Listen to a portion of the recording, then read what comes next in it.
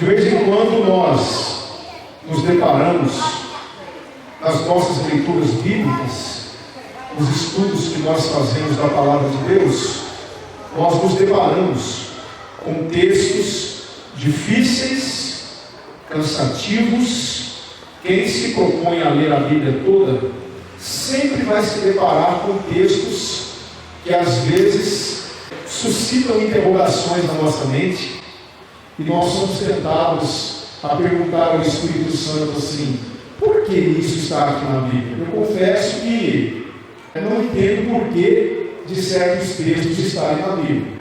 Então, quando nós nos deparamos com um texto como esse, com muitos versículos, nomes de cidades, nomes de territórios, reis, nomes estranhos, diferentes dos nomes de hoje, confesso para você que às vezes vem esses tipos de questionamentos na nossa cabeça. Mas eu fico com aquilo que o apóstolo Paulo escreveu. Veja só o que o apóstolo Paulo escreveu aqui em Romanos 15:4. Ele diz o seguinte: porque tudo que dantes foi escrito, para o nosso ensino foi escrito, para que pela paciência e consolação das Escrituras tenhamos esperança. Então não há um texto na sua Bíblia, um texto que não tenha um propósito. Não há um texto nas Escrituras do qual não possamos extrair alguma lição, alguma aplicação para a nossa vida. Por mais difícil que seja o seu entendimento, a sua compreensão numa primeira leitura, precisamos ter a humildade de reconhecer que a falha não está na Bíblia, a falha está em nós, quando não entendemos aquele texto que lemos. É preciso que nós oremos a Deus e falemos com o Senhor: Senhor, eu não entendi o porquê, mas eu quero que o Senhor me ensine, que o Senhor me instrua nesse texto que o Senhor preparou para mim nesse dia. E é o que nós desejamos aqui nessa noite. Ao final dessa nossa exposição, a minha oração é que todos nós tenhamos crescido no entendimento da palavra de Deus. O texto que nós acabamos de ler, esse texto extenso, é um relato escrito por Josué das terras que foram distribuídas para as duas tribos e meia, a tribo de Gade, a tribo de Rúben e a meia tribo de Manassés. Por que meia tribo de Manassés? Porque Manassés era um dos filhos de José, certo? E José não tinha uma tribo com o nome dele, não havia a tribo de José. Então o que foi que Jacó fez? Ele pegou os filhos de José, e desses filhos de José, Efraim e Manassés, ele compôs uma tribo. E a tribo de Manassés ficou conhecida como meia tribo de Manassés, que é um dos filhos de José. Então, essas duas tribos e meia, quando Moisés estava levando o povo de Israel no deserto para possuir a terra prometida, quando já bem próximo da terra prometida, os filhos, as duas tribos e meia haviam procurado Moisés e elas fizeram um pedido para Moisés. Daqui a pouco nós vamos ver esse texto. E qual foi o pedido que essas duas tribos e meia fizeram para Moisés? Elas não queriam atravessar o Jordão e possuir a terra de Canaã. Elas queriam ficar aquém do Jordão, do lado de cá do Jordão. Por quê? Porque essas duas tribos e meia tinham muito gado. E eles observaram que as terras que estavam a leste do Jordão era uma terra propícia para criadores de gado. Eles então fazem esse pedido para Moisés. Moisés então diz a eles que para que isso lhes fosse concedido, eles deveriam atravessar o Jordão, ir até Canaã, ajudar as demais tribos a possuírem a sua herança. Eles deveriam se armar, deixariam suas esposas, seus filhos ali na leste do Jordão, atravessariam o Jordão com os demais do povo, ajudariam cada tribo a conquistar a sua herança, e depois de que todas as tribos a oeste do Jordão, que nós já estudamos, tivessem possuído a sua herança, eles poderiam então voltar e possuir aquelas cidades, aquele território que ficava a leste do Jordão. Então todas as cidades e províncias a leste do Jordão estão aqui no capítulo 13, de 8 a 33. Certo? E eu lendo esse capítulo, e já com números 32 na minha cabeça, que é quando há esse acordo entre as 2 tribos e meia e Moisés, veio algo no meu coração que eu quero compartilhar com você. Eu já aprendi aqui de cara uma grande lição para nós, algo que nós precisamos colocar em prática na nossa vida durante todos os momentos. E a lição que eu aprendi aqui é essa: servos de Deus têm que ter palavra. Observe que as 2 tribos e meia, elas se comprometem a atravessar o Jordão. Veja só o texto, deixa eu ler o texto para você.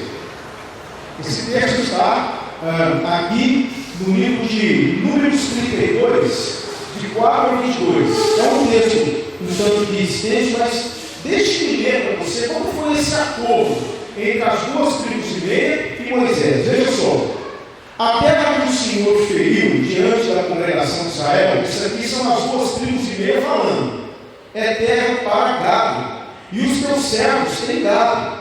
Disseram mais: se achamos graça aos teus olhos, dê-se essa terra aos teus servos em possessão, e não nos faça passar o Jordão.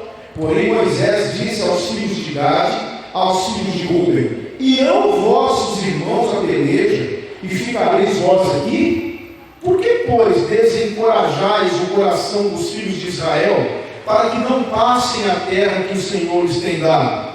Assim fizeram vossos pais, quando os mandei de Cades Barneia a ver essa terra. Chegando eles até o vale de Escol, e vendo esta terra, desencorajaram o coração dos filhos de Israel, para que não entrassem na terra que o Senhor lhes tinha dado. Então a ira do Senhor se acendeu naquele mesmo dia, e jurou, dizendo que os homens que subiram do Egito, de 20 anos para cima, não verão a terra que jurei a Abraão, Isaque e a Jacó, porquanto não perseveraram em segui-me, exceto Caleb, filho de Jefoné, o quenezeu, e Josué, filho de Num, porquanto perseveraram em seguir ao Senhor. Assim se acendeu a ira do Senhor contra Israel. Isso aqui é Moisés falando, viu, gente? E fê-los andar errantes pelo deserto 40 anos, até que se consumiu toda aquela geração que fizeram mal aos olhos do Senhor. E eis que vós, uma geração de homens pecadores, vos levantastes em lugar de vossos pais, para ainda mais acrescentar o furor da ira do Senhor contra Israel? Se vós vos virardes de segui-lo, também ele os deixará de novo no deserto, e destruireis a todo este povo. Então chegaram-se a ele e disseram: agora é as 2 tribos e meia falando, edificaremos currais aqui para o nosso gado, cidades para as nossas crianças. Porém nós nos armaremos, apressando-nos adiante de Israel, até que os levemos ao seu lugar, e ficarão as nossas crianças nas cidades fortes por causa dos moradores da terra. Não voltaremos para as nossas casas, até que os filhos de Israel estejam de posse, cada um da sua herança, porque não entraremos com eles além do Jordão, nem mais adiante, porquanto nós já temos a nossa herança aquém do Jordão ao oriente. Então Moisés lhes disse: se isto fizerdes assim, se vos armardes a guerra perante o Senhor, e cada um de vós armado passar o Jordão perante o Senhor, até que haja lançado fora os seus inimigos diante dele, e a terra esteja subjugada perante o Senhor, então voltareis e sereis inculpáveis perante o Senhor e perante Israel, e essa terra vos será por possessão perante o Senhor. Eles fizeram um acordo. Os filhos de Gade, Ruben e a meia tribo de Manassés disseram: Moisés, nós vamos atravessar com as demais tribos e nós vamos ajudá-los a conquistar a sua herança. Depois disso nós vamos voltar e tomar posse aqui, a leste do Jordão.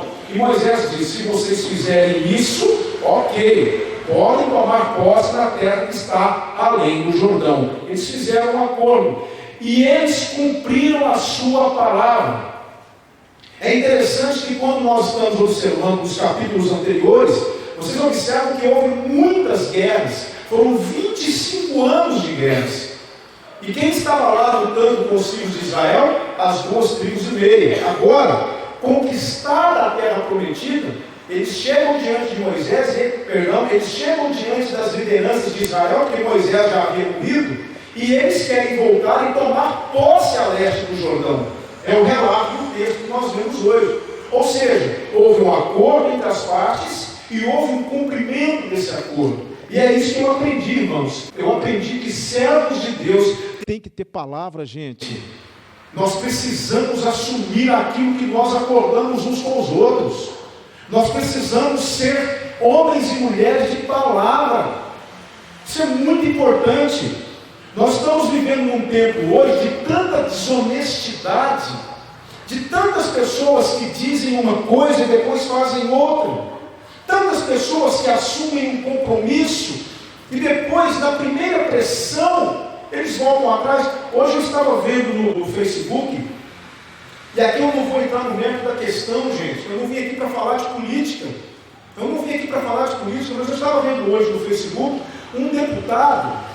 E aqui não quero também entrar no mérito da questão se você é a favor ou contra, não é isso. Mas eu ouvi um deputado que na primeira parte da votação da reforma da Previdência, ele votou sim. Agora, na segunda parte, ele votou não. E ele disse: não, eu votei não por causa disso. Eu não vou entrar no mérito da questão, mas é interessante como que nós mudamos os nossos compromissos, como que nós abdicamos da nossa palavra numa facilidade impressionante. Não é? Repito, eu não quero que você se manifeste, não vim aqui para falar se você é a favor ou contra, não é o assunto do nosso culto, mas o que eu quero dizer é que nós precisamos fazer valer aquilo que nós falamos. Nossa palavra tem que valer, irmãos. Precisamos ter palavra. Jesus disse isso. Veja só o texto que eu quero te mostrar aqui. Mateus 5,37. Jesus diz assim: seja, porém, o vosso falar sim, sim, não, não, porque o que passa disso é de procedência maligna.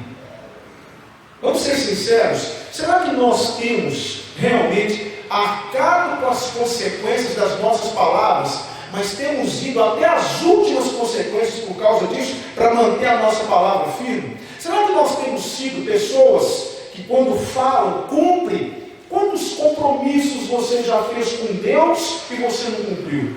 Quantos compromissos que você já assumiu e você simplesmente não cumpriu com aquele compromisso? Não se deu o trabalho, nem o trabalho de avisar alguém que estava esperando por você, que aquele dia ou naquele horário você não conseguiria chegar ou você não conseguiria ir, porque eu sei que imprevistos acontecem.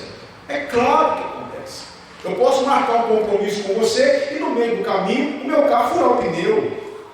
E aí eu tenho que trocar o pneu e foi-se o horário que eu assumi com você. Mas será que não seria caso de você pegar o seu celular e ligar para a pessoa e dizer para a pessoa: escute, aconteceu um imprevisto, meu carro furou o pneu, eu vou demorar mais do que eu achava que ia demorar e talvez eu chegue aí bem mais tarde.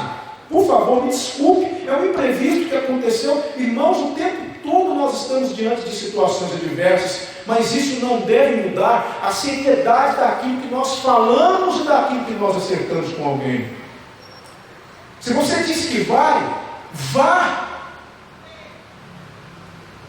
Se você disse que vai fazer, Faça.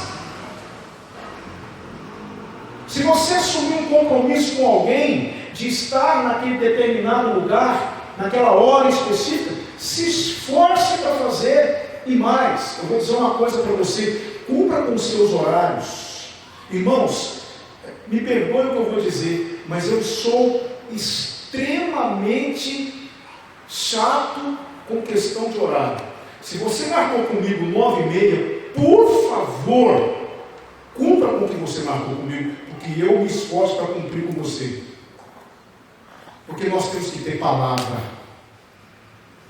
Nós temos que ter palavra. As 2,5 tribos disseram para Moisés: nós vamos atravessar, nós vamos ajudar os nossos irmãos a conquistarem a sua terra, mas nós gostaríamos de herdar aquelas terras que estão além do Jordão. E Moisés disse: se vocês cumprirem com a palavra de vocês, atravessarem o Jordão e ajudarem os irmãos de vocês a possuírem as heranças deles, vocês podem herdar aquela terra. Moisés havia morrido, mas o povo de Israel cumpriu com sua palavra, porque isso era algo muito sério para aquele povo. Será que é sério para nós? Veja só, eu tenho alguns textos aqui que eu quero compartilhar com você. Veja esse. Olha que texto, irmãos. Provérbios 22:1. Vale mais ter um bom nome do que muitas riquezas, e o ser estimado é melhor do que a riqueza e o ouro. Não há nada mais valioso, nada mais precioso do que ter um bom nome. E como é que você adquire um bom nome? Você adquire um bom nome correspondendo com as expectativas que as pessoas criam a seu respeito, a partir do momento que você assume compromissos com elas. Quando você assume um compromisso com alguém, você cumpre, você será conhecido como alguém que cumpre compromisso. Não, ele diz que vem, pode esperar que ele vem, ele não falha nos compromissos dele. Você conhece alguém assim? Que marca com você e essa pessoa está lá na hora que marcou. Aí alguém diz assim: ele não vem, vem. Eu conheço. Quando ele diz que vem, ele vem. E a pessoa aparece. É ou não é bom você ter um bom nome? Você ser digno de confiança? É ou não é bom? Eu admiro pessoas que honram com a sua palavra. Pessoas que dizem: eu estarei aí no dia tal, pode me esperar. E essa pessoa chega. Irmãos, isso é muito bom. Isso é algo valioso que nós não podemos perder. O bom nome vale mais do que a riqueza e o ouro. Você tem tido um bom nome? Você é do tipo que promete e cumpre? Você é do tipo que diz: eu vou e vai? Você é do tipo que diz: pode contar com isso? E você faz o que você disse que faria? Ou infelizmente as pessoas, elas têm tido uma outra ideia a seu respeito. Fulano, que é isso? Fala muito e faz pouco. Imagina só que vergonha. Precisamos ser pessoas de palavra. Eu já tive a péssima experiência de assumir um compromisso com pessoas. A pessoa fala para mim: pastor, o senhor pode me atender no dia tal? Posso. O senhor pode me atender no horário tal? Posso. E eu venho para a igreja, criteriosamente naquele horário eu estou na igreja, e a pessoa simplesmente não aparece. Eu tive que fazer toda a minha agenda naquele dia, esperando a pessoa, ela não aparece, ela não dá satisfação. Aí eu, irmãos, tenho que ligar e perguntar: você sumiu comigo? Ô pastor, me desculpe, eu me esqueci. Irmãos, não tem nada que me deixa mais contrariado do que isso. Sabe por quê, queridos? Com a permissão de vocês e com muita humildade, eu falo: eu não sou assim. Eu não sou assim. É muito ruim. Você se prepara, você se... Ontem eu tinha uma surpresa muito agradável, porque eu também tenho surpresas agradáveis. Há um jovem que está participando da igreja com a gente, ele tem vindo à igreja, e domingo ele me procurou e disse assim: pastor, eu preciso muito conversar com o senhor. E eu falei para ele assim: é mesmo, mas eu só posso depois das 17h30, que é quando eu saio do trabalho. Eu falei para ele assim: então, terça-feira, 5:45, eu estarei aqui na igreja para te atender. Eu vou pegar a minha filha, vou levá-la em casa, venho para a igreja e daqui eu vou para a Ascensão, porque eu vou celebrar a ceia em Ascensão. Então eu te espero aqui 5:45. Irmãos, eu falei com ele uma vez. Ok, passou-se o restante de domingo, passou-se a segunda-feira, passou-se a terça-feira. Peguei a minha filha, levei em casa, tomei um café rápido, despedi da minha esposa, das minhas filhas, peguei o carro, cheguei na porta da igreja, 5:20, e o rapaz estava me esperando. Palavra. Sabia que isso é um testemunho? Quando você assume um compromisso, irmãos, eu fiquei pasmo, eu fiquei envergonhado o dia em que um pastor, amigo meu, me contou que ele foi no Carrefour e ele foi comprar pneus para o carro dele, no Carrefour, e quando ele estava passando com os pneus, foi fazer uma pequena ficha, um pequeno cadastro, e perguntaram para aquele pastor então qual era o meio de pagamento. Ele disse que ia pagar com cheque, e fizeram então um cadastro dele, e perguntaram para aquele pastor: qual é a sua profissão? As pessoas entendem que realmente o ministério pastoral é uma profissão, e ele disse: eu sou pastor. Quando ele falou isso, criou-se uma coisa estranha entre ele e a atendente do caixa, e a atendente do caixa disse assim: só um minuto por favor, e chamou o gerente. O gerente então se aproximou do caixa, chegou perto daquele pastor e disse assim: meu senhor, infelizmente não poderemos vender para o senhor com cheque, ou é cartão de crédito, cartão de débito, ou em espécie, mas com cheque não podemos, porque nós temos uma quantidade enorme de cheques sem fundo dado por pastores aqui na loja. E virou uma política da empresa a gente agora se precaver com essa dificuldade. Irmãos, isso é vexatório do Evangelho. Pessoas que deveriam dar exemplo, maus pagadores, pessoas que não pagam, que compram, que empenham a palavra muitas vezes na confiança, mas não pagam o que compram. E aqui agora eu não estou falando especificamente de pastores, estou falando de cristãos que assumem compromissos e simplesmente falham com os seus compromissos, deixando uma marca negativa na igreja, deixando uma marca negativa no Evangelho. Pessoas que não têm palavra, pessoas que não têm honra, que não honram o próprio nome. Irmãos, nós temos que ter palavra. É melhor que você pense 1000 vezes antes de assumir o compromisso. Pense em todas as possibilidades de você não assumir aquele compromisso, e se porventura você perceber que há a remota possibilidade de você não conseguir assumir, não assuma. É melhor do que você simplesmente dar a sua palavra e depois ficar arranjando desculpas porque você não cumpriu com aquilo que você tinha dito. Então esse texto é muito, muito forte. Provérbios 22:1. Vale mais ter um bom nome do que muitas riquezas, e o ser estimado melhor do que a riqueza e do ouro. Veja esse outro texto. Olha só, Salmos 15, versículo 1-4. Veja só: Senhor, quem habitará no teu tabernáculo? Quem morará no teu santo monte? Aquele que anda sinceramente, pratica a justiça, olha só, fala a verdade no seu coração, aquele que não difama com a sua língua, nem faz mal ao seu próximo, nem aceita nenhum opróbrio contra o seu próximo, a cujos olhos o réprobo é desprezado, mas honra os que temem ao Senhor. Agora preste atenção: aquele que jura com dano seu e contudo não muda. Aquela pessoa que assume um compromisso com você, aí ela percebe que vai ficar no prejuízo, mas ela diz: eu vou ficar no prejuízo, mas eu assumi com você e eu vou cumprir. características de quem teme a Deus. Precisamos ter palavra. As 2,5 empenharam a palavra e cumpriram. Moisés empenhou a palavra e cumpriu.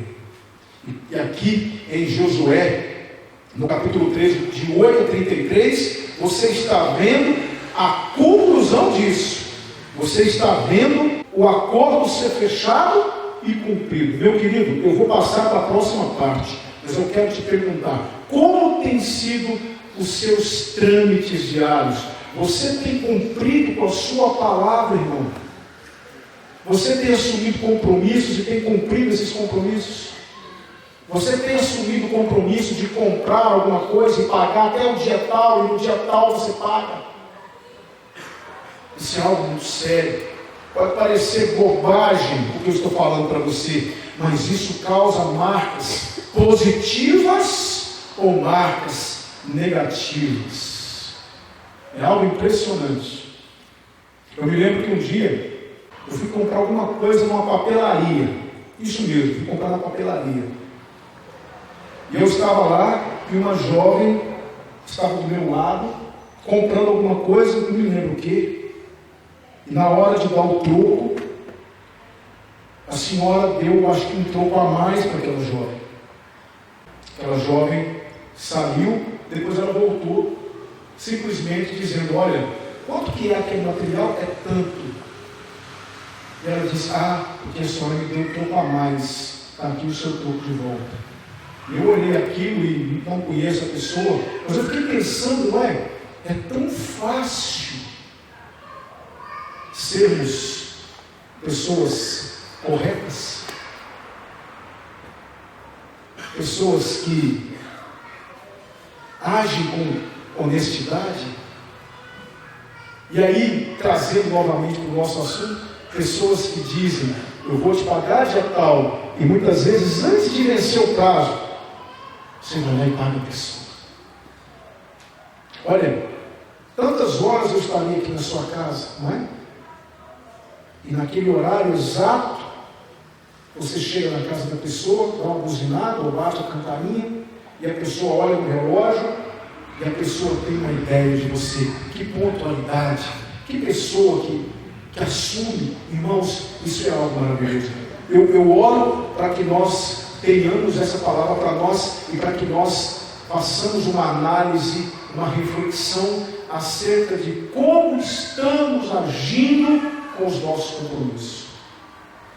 Pois bem, essas 2,5 elas herdaram as terras a leste do Jordão. Está aí o relato, o texto que nós lemos, Josué 13, de 8 a 33. Elas não entraram em Canaã, ficaram a região leste do Jordão, não entraram em Canaã.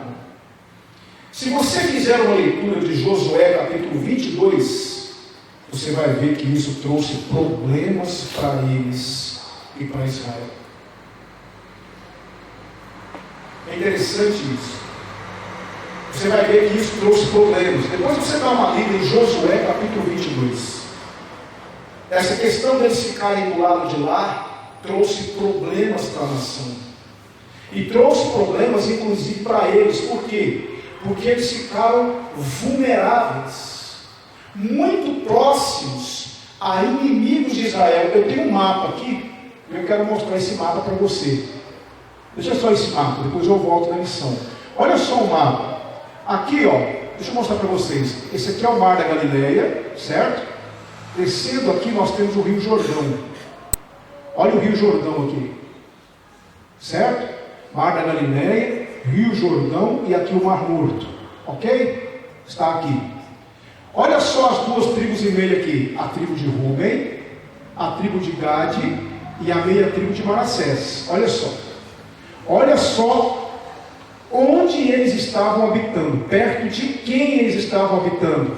Eles moravam perto dos Amonitas e dos Moabitas, inimigos ferrenhos de Israel. Do lado de cá, do lado oeste, está vendo?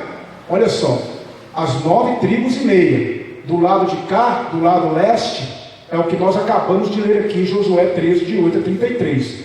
um monte de cidade aqui, as cidades mais importantes, mas aqui estão os amonitas e os moabitas, e isso custou caro para Israel. Deixa eu só te mostrar a lição que eu aprendi aqui. A lição é a seguinte: cuidado, não sejamos cristãos de fronteira. Cuidado com a fronteira na vida espiritual. Veja só o que aconteceu com esse povo aqui, gente. Está lá em 2 Crônicas 5, 25 e 26. Olha só. Anos se passaram, eles ficaram lá do lado leste. Veja só o que aconteceu. Porém, transgrediram contra Deus de seus pais e se prostituíram, seguindo os deuses dos povos da terra, os quais Deus destruíra diante deles.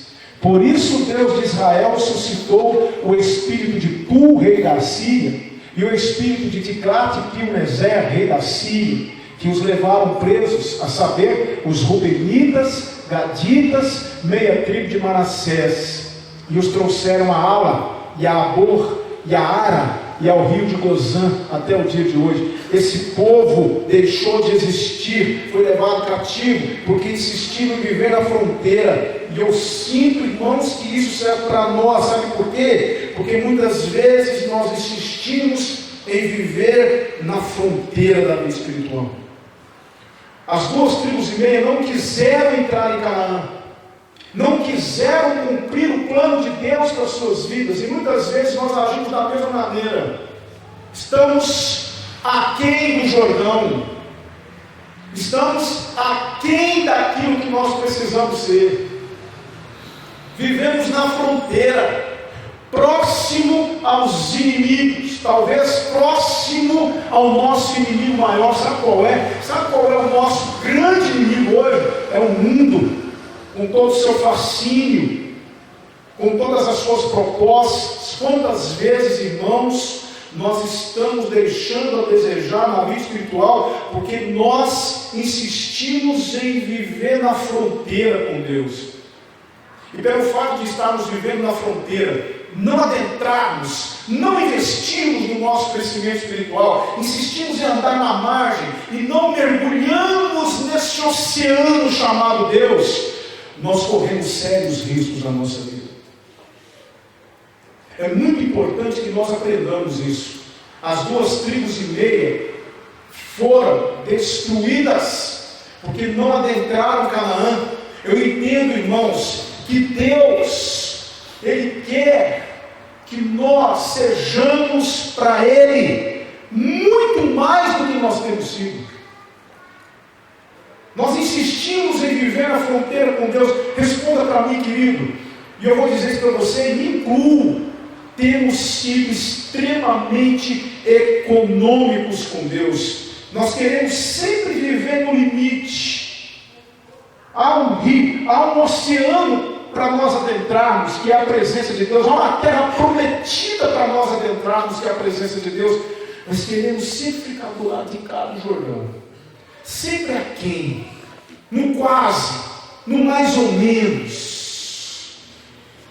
Mas Deus quer que nós atravessemos o Jordão e nos entreguemos a Ele, mas insistimos. Irmãos, eu não tenho dúvida, eu vou falar para vocês aqui, queridos, de todo o meu coração, é a minha impressão, é o que eu sinto como pastor, é o que eu vejo como pastor. Primeira Igreja Batista em Pará de Minas, nós podemos muito mais, muito mais. Os irmãos não têm ideia do potencial que essa igreja tem.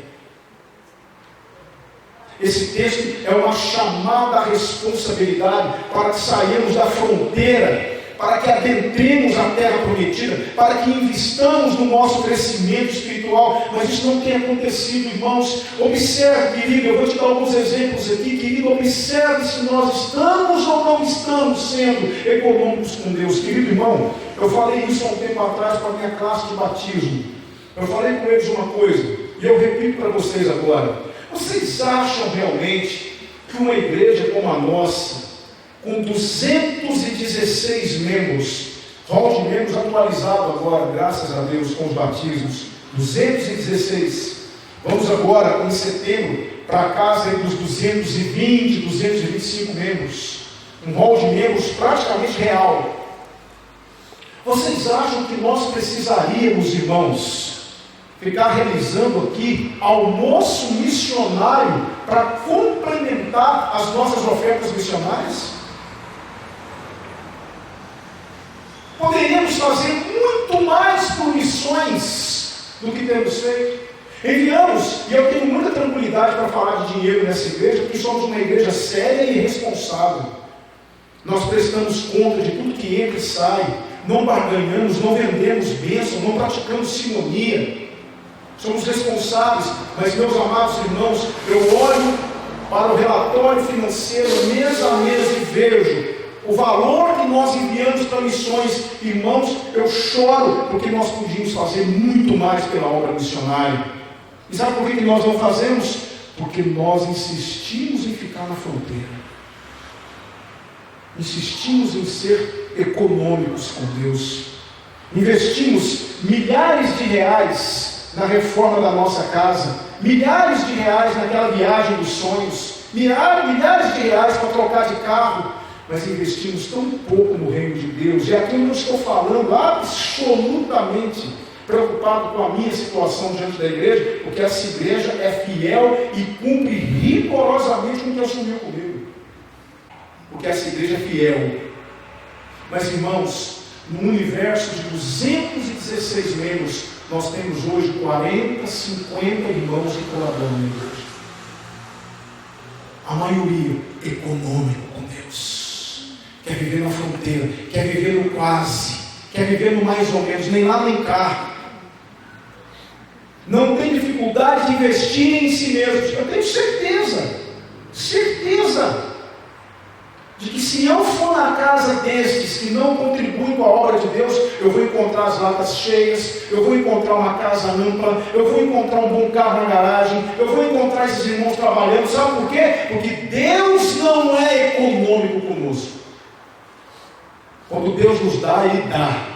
E a palavra de Deus diz em Efésios 3:20 que Ele é poderoso para fazer infinitamente mais do que tudo aquilo que pedimos ou pensamos, segundo o seu poder que nós opera. Deus não fica na fronteira conosco. Quando Deus vem, Ele vem. Agora, quando é a nossa vez, o que nós fazemos?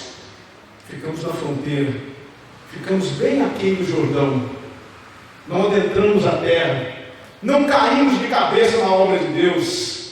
Eu tenho medo disso, irmãos, porque essas 2,5 tribos insistiram em viver na fronteira e foram destruídas. O que vai acontecer com aqueles que querem viver na fronteira? Com aqueles que não querem cair de cabeça? Com aqueles que não querem se entregar? Nós temos sido muito econômicos com Deus, temos sido muito aquém do que deveríamos ser com Deus, irmãos. Muito aquém. Deus tem sido maravilhoso conosco e tem honrado essa igreja. E nós temos trabalhado, e Deus tem permitido que nós, aos poucos, vamos adquirindo as coisas que precisamos trocar esse piso, precisávamos arrumar esses bancos, já arrumamos, por causa da fidelidade do Senhor, porque Deus não é econômico conosco, Deus não fica na fronteira conosco. Agora nós ficamos, não é? Somos econômicos quando é a obra de Deus. Quantos irmãos poderiam estar nos ajudando nos ministérios sociais da igreja? Quantos, na hora em que os irmãos estão na UPA, simplesmente estão em casa, assistindo a dona do pedaço? Acho que é isso mesmo. Assistindo o Jornal Nacional, ao invés de estarem trabalhando para o Senhor. Sabe qual é meu sonho? Ainda não foi possível realizar, mas o meu sonho é ampliar essa equipe da UPA, dividir em 2 equipes, ficar uma equipe na UPA e uma equipe sair pelas ruas de Pará de Minas distribuindo alimento para os moradores de rua. Mas eu não posso fazer isso, por quê? Porque eu tenho poucas pessoas para ajudar, infelizmente. Nós estamos para começar um trabalho no hospital. Muitos irmãos já me procuraram e disseram: pastor, eu resolvi não mexer com o hospital agora. Tudo bem, querido, é que você e Deus. Mas quando é que você vai mergulhar? Quando é que você vai sair da fronteira e você vai entrar em Canaã? Quando é que você vai sair dessa situação perigosa Porque, irmãos, não há como vencer o pecado, não há como vencer as tentações, não há como vencer os nossos inimigos, se nós insistimos em morar perto do perigo, e o perigo mora ao lado. A gente às vezes acha que mundo, quando a gente fala de mundo, a gente pensa que é um lugar, é um local, é uma balada, é uma casa de show, não é? É um local. Não, irmãos, o mundo está mais perto de nós do que nós imaginamos. O mundo está naquilo que nós vemos. O mundo está naquilo que nós ouvimos. O mundo está nas roupas que nós vestimos. O mundo está mais perto de nós. Sabe por quê? Porque nós insistimos em ficar na fronteira. Insistimos em ficar naquele espacinho de terra, nem lá nem cá. É, mas não é. Fui, mas voltei. Quase. Eu pergunto para vocês, como é que nós vamos sobreviver a isso? Então olhe para essas 2,5 tribos para você ver o que aconteceu com eles. Está ali, ó. Eles foram destruídos pelos reis da Síria. Se o que está escrito para o nosso ensino foi escrito, será isso um indício de que aqueles que também vivem na fronteira serão destruídos pelo inimigo? Então aqui vai um conselho para você, e eu me incluo nesse conselho. Vamos sair da fronteira, vamos entrar em Canaã, irmãos. Não vamos ser econômicos com Deus, vamos mergulhar no Senhor. Não tenha medo. Não tenha medo, meu querido, de investir no reino de Deus. Não tenha medo de se entregar. Não tenha medo de falar, pastor, eu quero fazer mais pelo Senhor, porque o Senhor tem feito muito por mim. Sai da fronteira. Cuidado com a fronteira, é perigoso demais. Então eu aprendi essa lição aqui. Não sejamos cristãos de fronteira. Como é que tem sido a sua vida? Responda não para mim, responda para você mesmo. Querido irmão, isso que você tem sido para Deus é tudo que você tem? É só isso que você pode fazer pelo Senhor? É só isso que nós podemos fazer? Pastor, meu irmão, por que você não veio no culto domingo à noite? Ah, pastor, já fui manhã, não sei a noite.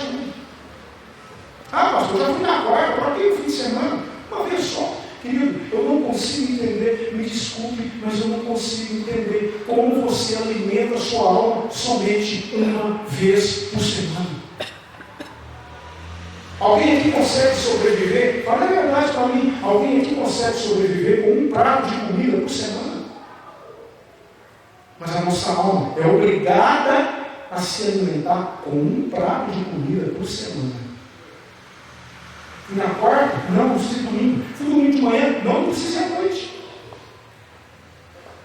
Sabe o que é isso, irmãos? Me perdoe, mas eu vou falar. Isso é característica de quem quer viver na fronteira. De não quer atravessar o Jordão. Tem muito mais para você do lado de lá. Mas eu me contento com o que eu tenho do lado de cá. Como é que estamos diante de Deus, irmãos? Em nome de Jesus Cristo, irmãos, vamos ser mais para o Senhor?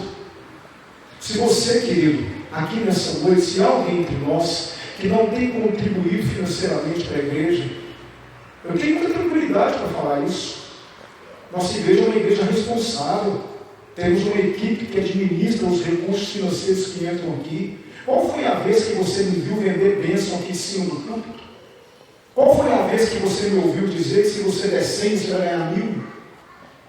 Nunca falamos isso. E não é o pastor Alex, não. Os pastores que me antecederam também tinham essa postura. Eu conheço o pastor que me antecedeu, o pastor Anderson.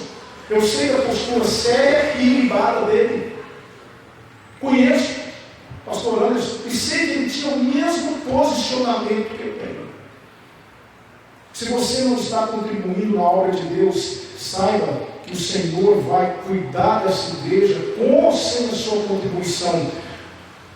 Mas você vai estar perdendo muito. Sabe por quê? Porque você está vivendo na fronteira.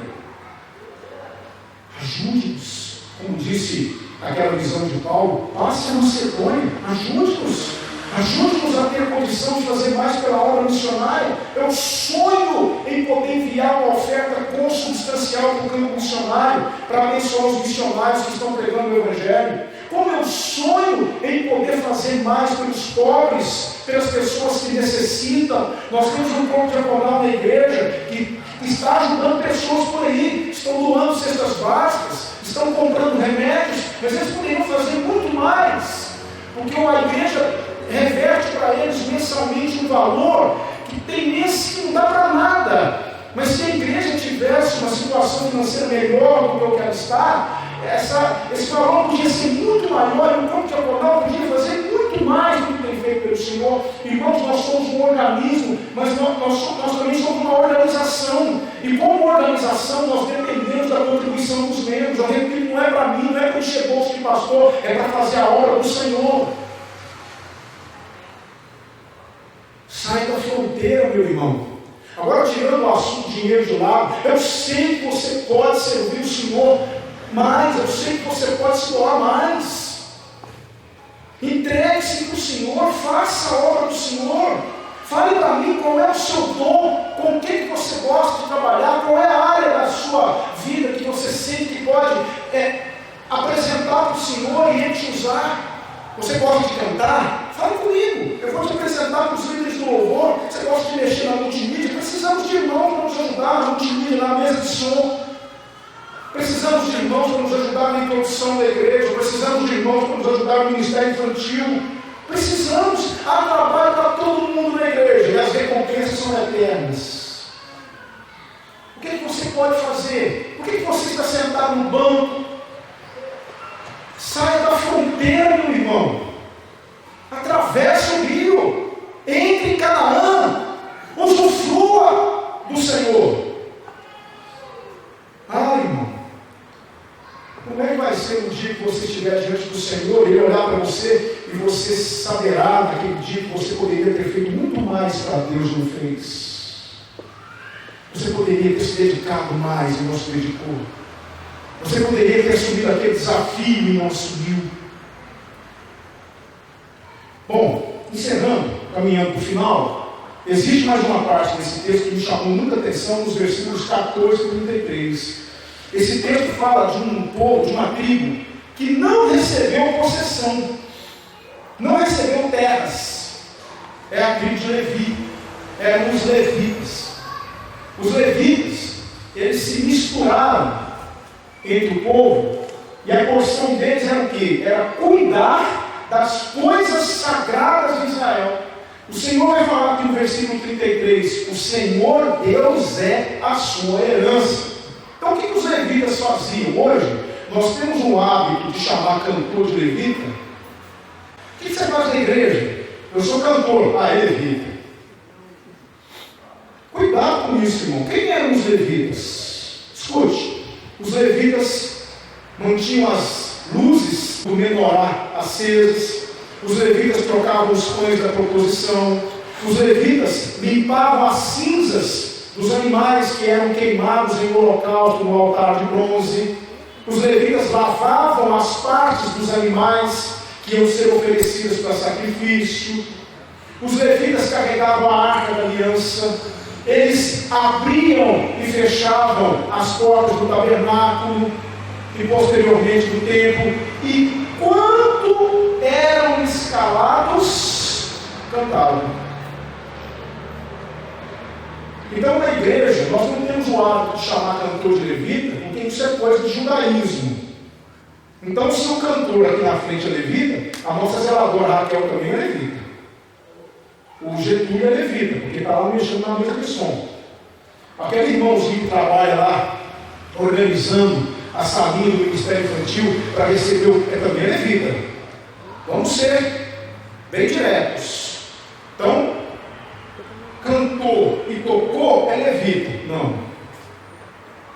Levita era uma tribo que não recebeu herança. Estavam espalhados pelo povo para cuidar das coisas de Deus. O Senhor Deus era a sua herança. Então, eu dei essa explicação que agora eu vou falar o que eu penso. Nós, embora não sejamos levitas, nós vivemos como os levitas. Porque nós também estamos espalhados nesse mundo. Não temos porção nesse mundo, porque aqui não é o nosso lar. E qual é a nossa missão? Qual é a nossa herança? É o Senhor. Então escute o que eu vou dizer para você. Onde você estiver, você está no trabalho, você está na escola, você está na fila do banco, você está na rua, você entrou numa loja, você foi no hospital, você viajou, foi no clube, você foi na casa dos seus parentes, ali é o seu campo missionário.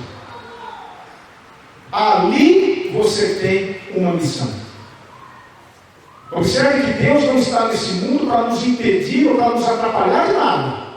Ele quer que nós vivamos nesse mundo. Vamos trabalhar, vamos comprar, vamos vender, vamos viajar, vamos sorrir, vamos nos alegrar, vamos nos divertir. Mas onde quer que nós estejamos, não podemos perder essa certeza. Nós temos uma missão. O apóstolo Paulo vai dizer lá em 1 Coríntios 10, 31. Portanto, quer comais, quer bebais, ou façais qualquer outra coisa, fazei tudo para a glória de Deus. O Senhor é a nossa missão, o Senhor Deus é a nossa herança, e nesse ínterim nós somos levitas, vivemos como os levitas, porque não há um lugar onde o crente esteja que ele não possa apresentar Deus ou mostrar Deus, seja falando, seja vivendo. Agostinho de Hipona disse assim: pregue o Evangelho e use palavras se for preciso. Entende a minha colocação? Então eu aprendi uma última lição aqui, e eu encerro. Qual é? Qual tem sido nossa prioridade nesse mundo? Qual era a prioridade dos levitas? Versículo 14, versículo 33. O Senhor Deus é a sua herança. Qual era a prioridade dos levitas? Cuidar das coisas concernentes a Deus. Cuidar das coisas de Deus. Cuidar das coisas sagradas. Essa é a missão. Essa era a prioridade de um levita. Um levita existia para isso. E eu pergunto para os irmãos: para que existimos e por que existimos? Por que nós estamos nesse mundo? Estamos nesse mundo para olhar para o nosso próprio umbigo, ou estamos nesse mundo para a glória de Deus? Eu quero contar uma história para você de um professor que estava na sala de aula e ele tinha uma caixa assim de vidro, ele colocou a caixa de vidro em cima da mesa e pegou uma pedra grande e colocou dentro da caixa de vidro e falou assim para os alunos, aliás ele perguntou para os alunos: essa caixa está cheia?